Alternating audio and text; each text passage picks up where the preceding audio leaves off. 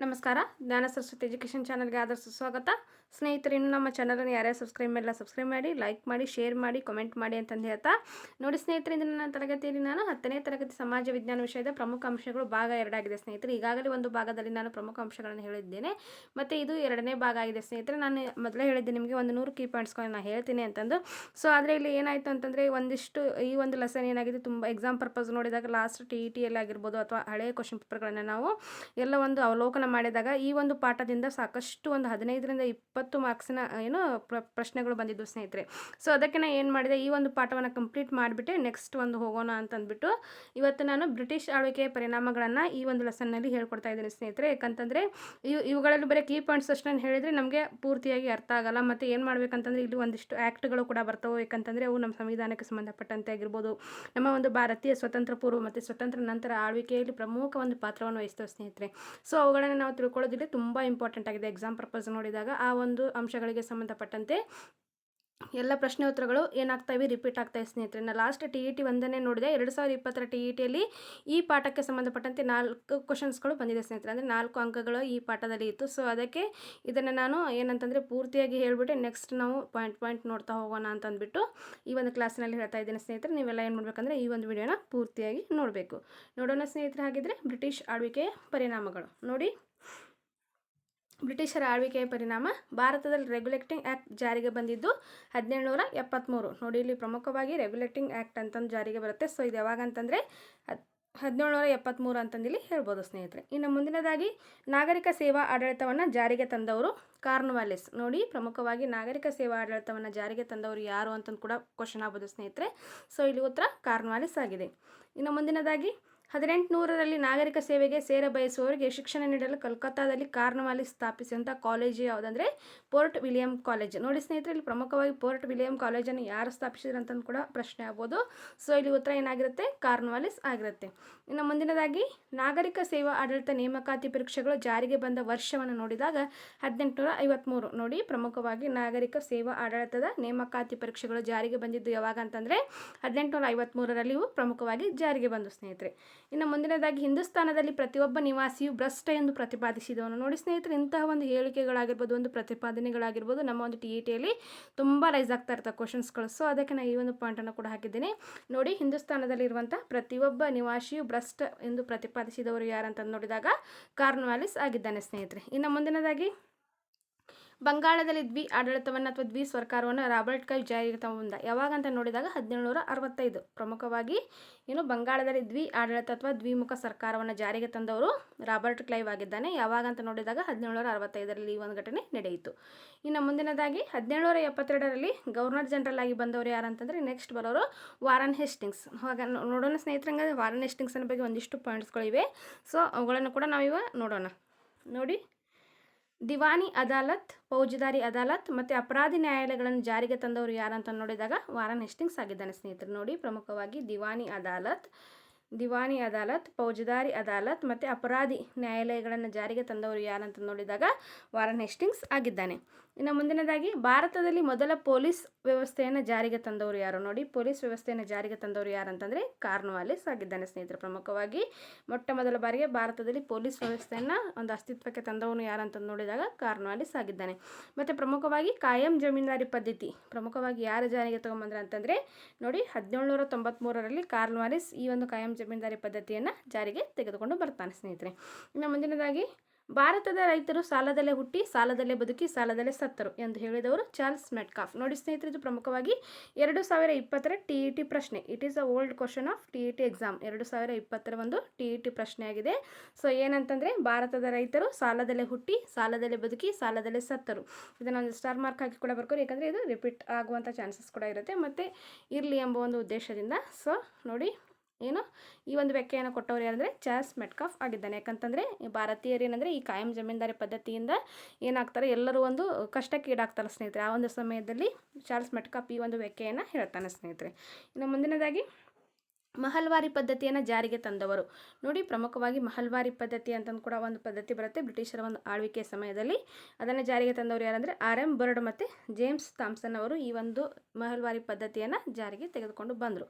ಇನ್ನು ಮುಂದಿನದಾಗಿ ರೈತಾವಾರಿ ಪದ್ಧತಿಯನ್ನು ಜಾರಿಗೆ ತಂದವರು ಯಾರಂತ ನೋಡಿದಾಗ ಥಾಮಸ್ ಮನ್ರೋ. ಯಾವಾಗಂದರೆ 1801. ಆದರೆ ಮೊಟ್ಟ ಮೊದಲ ಬಾರಿಗೆ ಬಾರಾಮಹಲ್ ಪ್ರಾಂತದಲ್ಲಿ. ಇದು ಏನಂದರೆ TETಯ ಪ್ರಶ್ನೆ. ಇದು 2020ರ TETಯ ಪ್ರಶ್ನೆ. ಇದು ಕೂಡ ಸೆಕೆಂಡ್ ಕ್ವಶನ್. ಇದು ನಾನು ಇವಾಗ ಹೇಳ್ತಾ ಇರೋದು ಈ ಒಂದು ಹೇಳಿದೆ ನಿಮಗೆ 2020ರ TET ಒಂದು ಪ್ರಶ್ನೆ ಪತ್ರಿಕೆಯಲ್ಲೇ 4 ಕ್ವಶನ್ಗಳು ಈ ಒಂದು ಪಾಠದಿಂದ ಬಂದಿದ್ದು. ಸೊ ಅದಕ್ಕೆ ನಾನು ಏನಂತಂದರೆ ಈ ಒಂದು ಪಾಠವನ್ನು ಸಂಪೂರ್ಣವಾಗಿ ನಿಮ್ಗೆ ಹೇಳ್ಕೊಟ್ಟು ನೆಕ್ಸ್ಟ್ ಹೋಗೋಣ ಅಂತಂದು ಏನು ಮಾಡಿದೆ, ಈ ಒಂದು ಪಾಠವನ್ನು ಮಾಡ್ತಾ ಇದ್ದೇನೆ ಸ್ನೇಹಿತರೆ. ನೋಡಿ, ಪ್ರಮುಖವಾಗಿ ರೈತಾವಾರಿ ಪದ್ಧತಿಯನ್ನು ಜಾರಿಗೆ ತಂದವರು ಯಾರು ಅಂತಂದು ಪ್ರಶ್ನೆ ಇದ್ದರೆ ಸೊ ಅದಕ್ಕೆ ಉತ್ತರ ಥಾಮಸ್ ಮನ್ರೋ ಆಗಿರುತ್ತೆ. ಆದರೆ ಮೊಟ್ಟ ಮೊದಲ ಬಾರಿಗೆ ಬಾರಾಮಹಲ್ ಪ್ರಾಂತದಲ್ಲಿ ಇದೇ ಕ್ವಶನ್ ಆಗಿತ್ತು ಸ್ನೇಹಿತರೆ. 2020ರ TETಯಲ್ಲಿ ಏನಂತಂದರೆ ಬಾರಾಮಹಲ್ ಪ್ರಾಂತದಲ್ಲಿ ಜಮೀನ್ದಾರಿ ಪದ್ಧತಿಯನ್ನು ಮೊಟ್ಟ ಮೊದಲ ಬಾರಿಗೆ ಪ್ರಯೋಗಿಸಿದವರು ಯಾರು ಅಂತ ಪ್ರಶ್ನೆ ಆಗಿತ್ತು. ಸೊ ಅಲ್ಲಿ ಉತ್ತರ ಅಲೆಕ್ಸಾಂಡರ್ ರೀಡ್ ಅವರು. ಯಾವಾಗಂತ ನೋಡಿದಾಗ 1792ರಲ್ಲಿ ಅಂತಂದಿಲ್ಲಿ ಹೇಳ್ಬೋದು ಸ್ನೇಹಿತರೆ. ಪ್ರಮುಖವಾಗಿ ಮೊಟ್ಟ ಮೊದಲ ಬಾರಿಗೆ ಬಾರಾಮಹಲ್ ಪ್ರಾಂತದಲ್ಲಿ ಒಂದು ರೈತಾವಾರಿ ಪದ್ಧತಿಯನ್ನು ಪ್ರಯೋಗಿಸಿದವರು ಅಲೆಕ್ಸಾಂಡರ್ ರೀಡ್ ಅವರು ಆಗಿದ್ದಾರೆ. ಯಾವಾಗಂದರೆ 1792. ಆದರೆ ರೈತಾವಾರಿ ಪದ್ಧತಿಯನ್ನು 1801ರಲ್ಲಿ ಯಾರಂತಂದರೆ ಥಾಮಸ್ ಮನ್ರೋ ಎಲ್ಲ ಒಂದು ದೇಶಾದ್ಯಂತ ಇದನ್ನು ಜಾರಿಗೆ ತೆಗೆದುಕೊಂಡು ಬರ್ತಾನ ಅಂತಂದಿಲ್ಲಿ ಹೇಳ್ಬೋದು ಸ್ನೇಹಿತರೆ. ಇನ್ನು ಮುಂದಿನದಾಗಿ 1781ರಲ್ಲಿ ಕೋಲ್ಕತ್ತಾದಲ್ಲಿ ಮದರಸಾವನ್ನು ಪ್ರಾರಂಭಿಸಿದವರು ಯಾರಂತ ನೋಡಿದಾಗ ವಾರನ್ ಹೇಸ್ಟಿಂಗ್ಸ್ ಆಗಿದ್ದಾನೆ. ಇನ್ನು ಮುಂದಿನದಾಗಿ ಭಾರತದಲ್ಲಿ ಇಂಗ್ಲೀಷ್ ಶಿಕ್ಷಣಕ್ಕೆ ಒತ್ತು ನೀಡಿದ ಗವರ್ನರ್ ಜನರಲ್ ಯಾರು ಅಂತ ನೋಡಿದಾಗ ಲಾರ್ಡ್ ವಿಲಿಯಂ ಬೆಂಟಿಕ್. ಇದು ಓಲ್ಡ್ ಕ್ವಶನ್ ಸ್ನೇಹಿತರೆ. ಅಂದರೆ ಈ ಒಂದು ಲೆಸನ್ನಲ್ಲಿ ಬಂದಂಥ ಒಂದು TETಗೆ ಸಂಬಂಧಪಟ್ಟಂಥ ಇದು ಒಂದು ಓಲ್ಡ್ ಕ್ವಶನ್ ಕೂಡ ಆಗಿದೆ ಸ್ನೇಹಿತರೆ. ಇನ್ನು ಮುಂದಿನದಾಗಿ 1835ರಲ್ಲಿ ಇಂಗ್ಲೀಷ್ ಶಿಕ್ಷಣದ ಬಗ್ಗೆ ಮೆಕಾಲೆ ಕೊಟ್ಟಂತಹ ವರದಿ ಯಾವುದು? ಇದು ನೋಡಿ ಸ್ನೇಹಿತರೆ, ಇದು ಕೂಡ ಎಕ್ಸಾಮ್ನಲ್ಲಿ ರೈಸ್ ಆಗ್ಬೋದು. ಯಾಕಂದರೆ ವ್ಯಾಖ್ಯೆಗಳು ಏನಾಗ್ತಾವೆ ರೈಸ್ ಆಗ್ತಾವೆ ಅಂತ ನಾನು ಹೇಳಿದೆ. ಸೊ ಇದುವರೆಗೂ ಬಂದಿಲ್ಲ, ಇದು ನೆಕ್ಸ್ಟ್ ಬಂದರೂ ಬರ್ಬೋದು ಎಂಬ ಒಂದು ಉದ್ದೇಶದಿಂದ ಇದನ್ನು ಹಾಕಿದ್ದೇನೆ. ಸೊ ಏನಂತಂದರೆ ಈ ಒಂದು ಮೆಕಾಲೆ ವರದಿ ಕೊಟ್ಟಂಥ ವರದಿಯನ್ನು ನೋಡಿ, ರಕ್ತ ಮಾಂಸಗಳಲ್ಲಿ ಭಾರತೀಯರಾಗಿಯೂ ಅಭಿರುಚಿ, ಅಭಿಪ್ರಾಯ, ನೀತಿ ಮತ್ತು ಬುದ್ಧಿವಂತಿಕೆಯಲ್ಲಿ ಇಂಗ್ಲೀಷರಾಗುವಂತಹ ಹೊಸ ಭಾರತೀಯ ವಿದ್ಯಾವಂತ ವರ್ಗವನ್ನು ಸೃಷ್ಟಿ ಮಾಡುವುದು ಏನಂತಂದರೆ ಈ ಒಂದು ಮೆಕಾಲೆ ವರದಿಯ ಮುಖ್ಯ ಉದ್ದೇಶ ಆಗಿತ್ತು ಅಂತಂದಿಲ್ಲಿ ಹೇಳ್ಬೋದು ಸ್ನೇಹಿತರೆ. ನೋಡಿ, ಪ್ರಮುಖವಾಗಿ 1835ರಲ್ಲಿ ಇಂಗ್ಲೀಷ್ ಶಿಕ್ಷಣದ ಬಗ್ಗೆ ಮೆಕಾಲೆ ಕೊಟ್ಟಂಥ ವರದಿ ಅಥವಾ ಮೆಕಾಲೆಯ ಒಂದು ಉದ್ದೇಶ ಏನಾಗಿತ್ತು ಅಂತಂದರೆ ಭಾರತೀಯರು ರಕ್ತ ಮಾಂಸಗಳಲ್ಲಿ ಭಾರತೀಯರಾಗಿಯೂ ಅಭಿರುಚಿ, ಅಭಿಪ್ರಾಯ ಮತ್ತು ನೀತಿ ಮತ್ತು ಬುದ್ಧಿವಂತಿಕೆಯಲ್ಲಿ ಇಂಗ್ಲೀಷರಾಗುವಂಥ ಹೊಸ ಭಾರತೀಯ ವಿದ್ಯಾವಂತ ವರ್ಗವನ್ನು ಸೃಷ್ಟಿ ಮಾಡುವುದು ನನ್ನ ಉದ್ದೇಶ ಅಂತಂದು ಯಾರಂದರೆ ಮೆಕಾಲೆಯವರು 1835ರಲ್ಲಿ ಇಂಗ್ಲೀಷ್ ಶಿಕ್ಷಣಕ್ಕೆ ಸಂಬಂಧಪಟ್ಟಂತೆ ತಮ್ಮ ಒಂದು ವರದಿಯನ್ನು ಕೊಟ್ಟರು ಅಂತಂದಿಲ್ಲಿ ಹೇಳ್ಬೋದು ಸ್ನೇಹಿತರೆ. ಇನ್ನು ಮುಂದಿನದಾಗಿ ಚಾರ್ಲ್ಸ್ ವುಡ್ನ ವರದಿ ಯಾವಾಗಂದರೆ 1854. ಇದು ಕೂಡ ಒಂದ್ಸರಿ TETಗೆ ಪ್ರಶ್ನೆ ಆಗಿತ್ತು. ಸೊ ವುಡ್ಸನ ವರದಿ ಯಾವಾಗ ಪ್ರಾರಂಭ ಆಯಿತು ಅಥವಾ ಯಾವಾಗ ಬಂತು ಅಂತಂದು ಕೂಡ ಇಲ್ಲಿ ಪ್ರಶ್ನೆ ಆಗಿತ್ತು ಸ್ನೇಹಿತರೆ. ಸೊ ಇದು ಪ್ರಮುಖವಾಗಿ 1854ರಲ್ಲಿ ಈ ಒಂದು ಆಯೋಗ ಅಥವಾ ಚಾರ್ಲ್ಸ್ ವುಡ್ನ ಆಯೋಗ ಅಂತಂದು ಕೂಡ ಕರೀತಾರೆ. ಇನ್ನು ಪ್ರಮುಖವಾಗಿ ಅಂದಿನ ಒಂದು ಗವರ್ನರ್ ಜನರಲ್ ಅಂತ ಲಾರ್ಡ್ ಡಾಲ್ಹೌಸಿ ಏನಂತ ಈ ಚಾರ್ಲ್ಸ್ ವುಡ್ನ ಒಂದು ವರದಿಯನ್ನು ಇವರು ಸ್ವಾಗತ ಮಾಡ್ತಾರಾ ಅಂತಂದು ಕೂಡ ಇಲ್ಲಿ ಹೇಳಲಾಗುತ್ತೆ ಸ್ನೇಹಿತರೆ. ಇನ್ನು ನೋಡಿ ಸ್ನೇಹಿತರೆ, ಪ್ರಮುಖವಾಗಿ ಇಲ್ಲಿ ಸಂವಿಧಾನದ ಬೆಳವಣಿಗೆ ಅಂತ ಬರುತ್ತೆ. ಸೊ ಅಲ್ಲಿ ಸಂವಿಧಾನಕ್ಕೆ ಸಂಬಂಧಪಟ್ಟಂಥ ಒಂದಿಷ್ಟು ಆ್ಯಕ್ಟ್ಗಳು ಬರ್ತಾವೆ. ಅವು ಎಕ್ಸಾಮ್ ಪರ್ಪಸ್ ತುಂಬ ಇಂಪಾರ್ಟೆಂಟ್ ಆಗಿದೆ ಸ್ನೇಹಿತರೆ. ಅದಕ್ಕೆ ನಾನು ಏನು ಮಾಡಿದ್ದೇನೆ, ಪುಸ್ತಕದಲ್ಲಿರುವಂತಹ ಒಂದು ಪೇಜಸ್ಗಳನ್ನು ಹಾಕಿದ್ದೇನೆ. ಮತ್ತು ಅಲ್ಲಿ ಲಕ್ಷಣಗಳನ್ನು ಹೇಳಬೇಕಾಗತ್ತೆ ಮತ್ತು ಅದರ ಒಂದು ಪ್ರಾಮುಖ್ಯತೆಯನ್ನು ಹೇಳಬೇಕಾಗತ್ತೆ.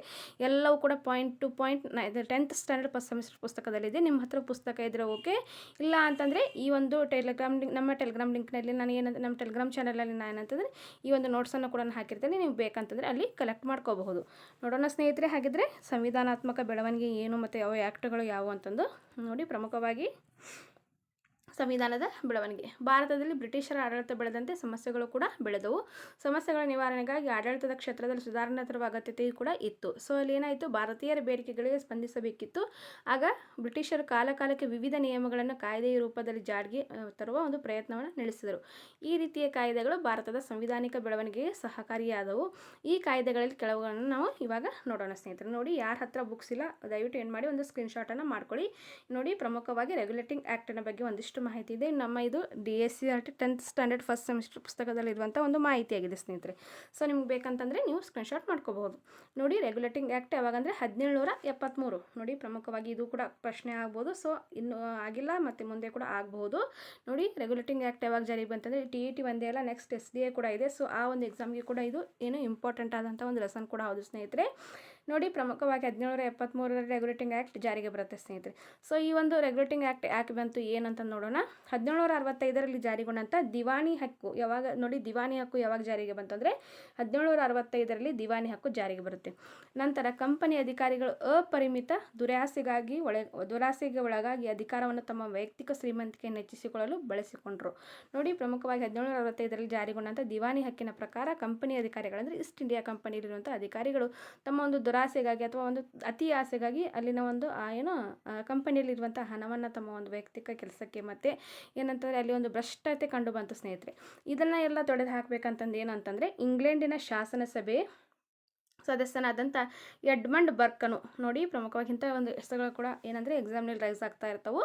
ಎಡ್ಮಂಡ್ ಬರ್ಕನು ವಾರ್ಷಿಕವಾಗಿ ಈಸ್ಟ್ ಇಂಡಿಯಾ ಕಂಪನಿಯ ಬ್ರಿಟಿಷ್ ಸರ್ಕಾರ ಪಡೆಯುತ್ತಿದ್ದ ತೆರಿಗೆ ಹಣವನ್ನು ಅಪರಾಧಿ ತೆರಿಗೆ ಎಂದು ತೀಕ್ಷ್ಣವಾಗಿ ಟೀಕಿಸಿದನು. ನೋಡಿ ಪ್ರಮುಖವಾಗಿ ಬ್ರಿಟಿಷ್ ಈಸ್ಟ್ ಇಂಡಿಯಾ ಕಂಪನಿ ಪಡೆಯುತ್ತಿರುವಂಥ ಹಣವನ್ನು ಅಪರಾಧ ತೆರಿಗೆ ಅಂತಂದು ಟೀಕಿಸಿದ ಬ್ರಿಟಿಷ್ ಅಧಿಕಾರಿ ಯಾರು ಅಂತಂದು ಕೂಡ ಪ್ರಶ್ನೆ ಆಗ್ಬೋದು ಸ್ನೇಹಿತರೆ. ಸೊ ಯಾರಂದರೆ ಎಡ್ಮಂಡ್ ಬರ್ಕ್, ಇದನ್ನು ನೆನ್ಪಿಟ್ಕೋಬೇಕು ನಾವು.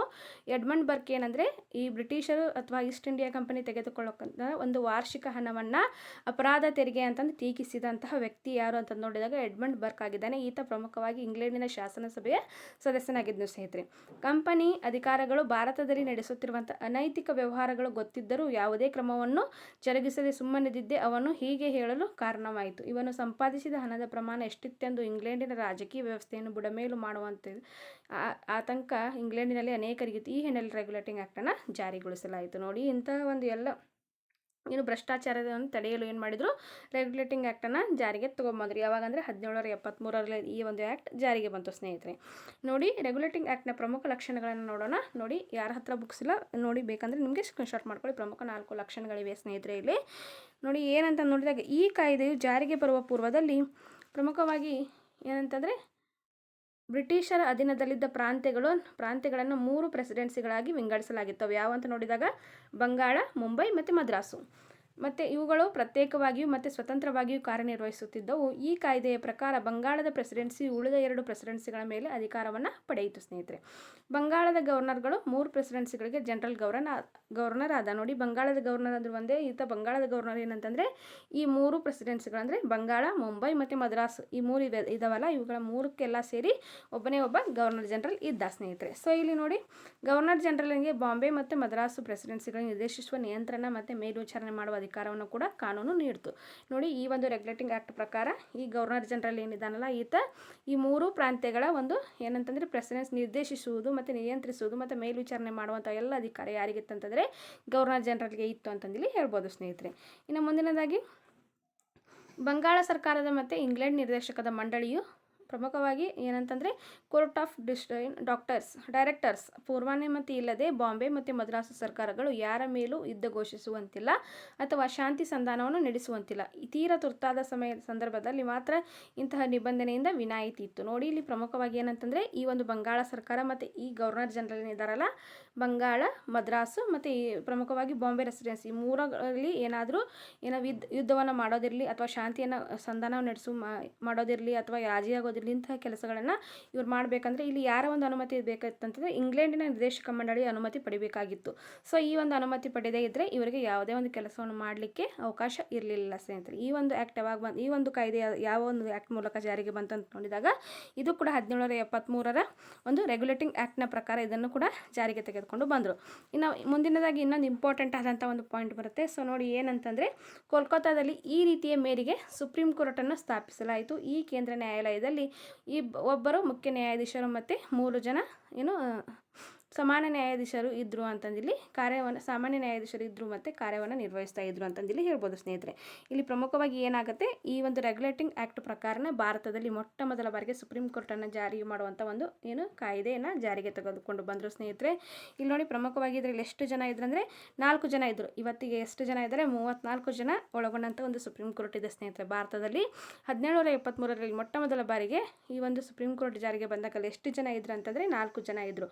ಒಬ್ಬರು ಏನಿದ್ರು ಮುಖ್ಯ ನ್ಯಾಯಾಧೀಶರು ಜಡ್ಜ್ ಇದ್ದರು ಮತ್ತು 3 ಜನ ನ್ಯಾಯಾಧೀಶರು ಇದ್ದರು ಅಂತಂದಿಲ್ಲಿ ಹೇಳ್ಬೋದು ಸ್ನೇಹಿತರೆ. ಒಟ್ಟು 4 ಜನರು ಒಳಗೊಂಡಂತಹ ಸುಪ್ರೀಂ ಕೋರ್ಟನ್ನು ಮೊಟ್ಟ ಮೊದಲ ಬಾರಿಗೆ ಎಲ್ಲಿ ಸ್ಥಾಪನೆ ಮಾಡಿದ್ರು ಅಂದರೆ ಕೋಲ್ಕತ್ತಾದಲ್ಲಿ ಸ್ಥಾಪನೆ ಮಾಡಿದರು ಅಂತಂದಿಲ್ಲಿ ಹೇಳ್ಬೋದು ಸ್ನೇಹಿತರೆ. ನಂತರ ಇದರ ಒಂದು ಕೇಂದ್ರ ಕಚೇರಿ ಮತ್ತು ಅದು ಬೇರೆ ಇವಾಗ ಇರೋದು. ಸೊ ಅವಾಗ ಮೊಟ್ಟ ಮೊದಲ ಬಾರಿಗೆ ಎಲ್ಲಿ ಅಂತ ನೋಡಿದಾಗ ಕೋಲ್ಕತ್ತಾದಲ್ಲಿ ಈ ಒಂದು ಸುಪ್ರೀಂ ಕೋರ್ಟನ್ನು ಜಾರಿಗೆ ತೆಗೆದುಕೊಂಡು ಬಂದರು ಅಂತಂದಿಲ್ಲಿ ಹೇಳ್ಬೋದು ಸ್ನೇಹಿತರೆ. ನೋಡಿ ಸ್ನೇಹಿತರೆ, ಇಷ್ಟೆಲ್ಲ ಅಂಶಗಳು ಆದಮೇಲೆ ಈ ರೆಗ್ಯುಲೇಟಿಂಗ್ ಆ್ಯಕ್ಟ್ ಏನಂತಂದರೆ ಪ್ರಮುಖವಾಗಿ ಕಂಪನಿಯನ್ನು ಒಳಗೊಂಡಂತೆ ಒಟ್ಟಾರೆ ಭಾರತದ ಬ್ರಿಟಿಷ್ ವ್ಯವಸ್ಥೆಯನ್ನು ಇಂಗ್ಲೆಂಡಿನ ಅಧೀನಕ್ಕೆ ತರುವಂಥ ಬಹುದೂರ ನಿರ್ಣಯವಾಗಿತ್ತು. ಇಲ್ಲಿ ಏನಾಗ್ಬಿಟ್ಟಿತ್ತು ಅಂದರೆ ಇದೆಷ್ಟು ಎಲ್ಲ ಅಂಶಗಳಲ್ಲಿ ಕೂಡ ಪ್ರಮುಖವಾಗಿ ರೆಗ್ಯುಲೇಟಿಂಗ್ ಆ್ಯಕ್ಟ್ ಅಷ್ಟೊಂದು ತೃಪ್ತಿಯನ್ನು ಕೊಡಲಿಲ್ಲ. ಸೊ ಈ ಒಂದು ರೆಗ್ಯುಲೇಟಿಂಗ್ ಆ್ಯಕ್ಟ್ನಲ್ಲಿರುವಂತಹ ಒಂದು ಏನಂತಂದರೆ ಅಸಮಾಧಾನವನ್ನು ತಿದ್ದುಪಡಿ ಮಾಡಲು ನೆಕ್ಸ್ಟ್ ಒಂದು ಆ್ಯಕ್ಟ್ ಬರುತ್ತೆ. ಅದು ಯಾವುದಂತ ನೋಡಿದಾಗ ಫಿಟ್ಸ್ ಇಂಡಿಯಾ ಆ್ಯಕ್ಟ್. ಇದು ಯಾವಾಗಂತಂದರೆ 1784ರಲ್ಲಿ ಬರುತ್ತೆ ಸ್ನೇಹಿತರೆ. ನೋಡಿ ಇಲ್ಲಿ ಅದೇ ಹೇಳ್ತಾರೆ ಇವರು, ರೆಗ್ಯುಲೇಟಿಂಗ್ ಆ್ಯಕ್ಟ್ನಲ್ಲಿ ಇದ್ದಂಥ ಲೋಪದೋಷಗಳನ್ನು ತಿದ್ದಲು ಏನು ಮಾಡಿದರು, ಫಿಟ್ಸ್ ಇಂಡಿಯಾ ಆ್ಯಕ್ಟ್ ಜಾರಿಗೆ ಬಂತು ಅಂತಂದು ಕೂಡ ಇಲ್ಲಿ ಹೇಳಲಾಗುತ್ತೆ ಸ್ನೇಹಿತರೆ. ಸೊ ನೋಡೋಣ ಫಿಟ್ಸ್ ಇಂಡಿಯಾ ಆ್ಯಕ್ಟ್ ಏನು ಅಂತಂದು. ನೋಡಿ, ಪ್ರಮುಖವಾಗಿ 1773ರ ರೆಗ್ಯುಲೇಟಿಂಗ್ ಆ್ಯಕ್ಟ್ನಲ್ಲಿರುವ ಕೆಲವು ಅನಿಶ್ಚಿತಗಳು ಇದ್ದವು. ಅವುಗಳನ್ನು ನಿವಾರಿಸುವುದರ ಜೊತೆಗೆ ಬ್ರಿಟಿಷ್ ಸರ್ಕಾರದ ಅಧಿಕಾರವನ್ನು ಮತ್ತು ಕಂಪನಿ ಸರ್ಕಾರಕ್ಕಿದ್ದ ಅಧಿಕಾರಗಳ ಮಿತಿಯನ್ನು ಸ್ಪಷ್ಟಪಡಿಸುವುದು ಈ ಕಾಯ್ದೆಯ ಪ್ರಮುಖ ಉದ್ದೇಶ.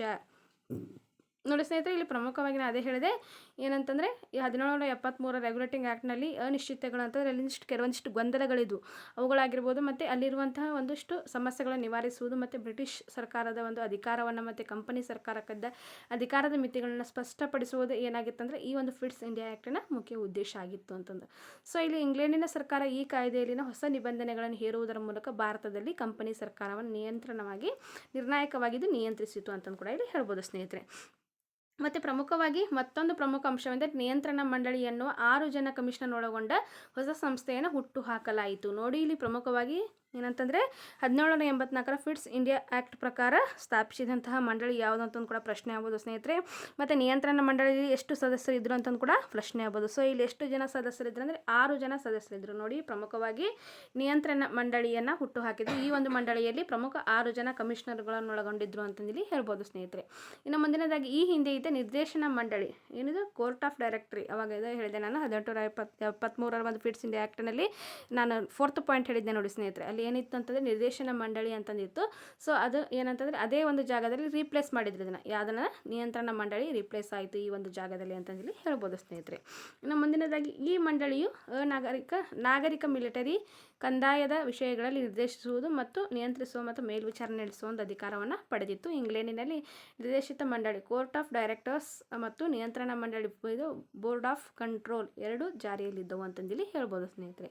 ಇನ್ನು ಮುಂದಿನದಾಗಿ ಭಾರತೀಯರು ತಮ್ಮ ಸಾರ್ವಭೌಮತ್ವವನ್ನು ಬ್ರಿಟಿಷ್ ರಾಜಸತ್ತೆಯ ಹೆಸರಿನಲ್ಲಿ ಪಡೆದಿದ್ದಾರೆ ವಿನಃ ಅವರದೇ ಸ್ವಂತ ಹಕ್ಕಲ್ಲ ಎಂದು ಈ ಕಾಯ್ದೆಯಲ್ಲಿ ಹೇಳುವ ಮೂಲಕ ಭಾರತೀಯರು ರಾಜಕೀಯ ಹಕ್ಕುಗಳು ನಿರ್ಣಾಯಕವಾಗಿ ಮೊಟಕುಗೊಳಿಸಿತು. ನೋಡಿ, ಪ್ರಮುಖವಾಗಿ ಭಾರತೀಯರು ತಮ್ಮ ಸಾರ್ವಭೌಮತ್ವವನ್ನು ಬ್ರಿಟಿಷ್ ರಾಜಸತ್ತೆಯ ಹೆಸರಿನಲ್ಲಿ ಪಡೆದಿದ್ದಾರೆ ವಿನಃ ಅವರದೇ ಸ್ವಂತ ಹಕ್ಕಲ್ಲ ಎಂದು ತಿಳಿಸಿದಂತಹ ಆ್ಯಕ್ಟ್ ಯಾವುದು ಅಂತಂದು ಕೂಡ ಪ್ರಶ್ನೆ ಆಗ್ಬೋದು ಸ್ನೇಹಿತರೆ.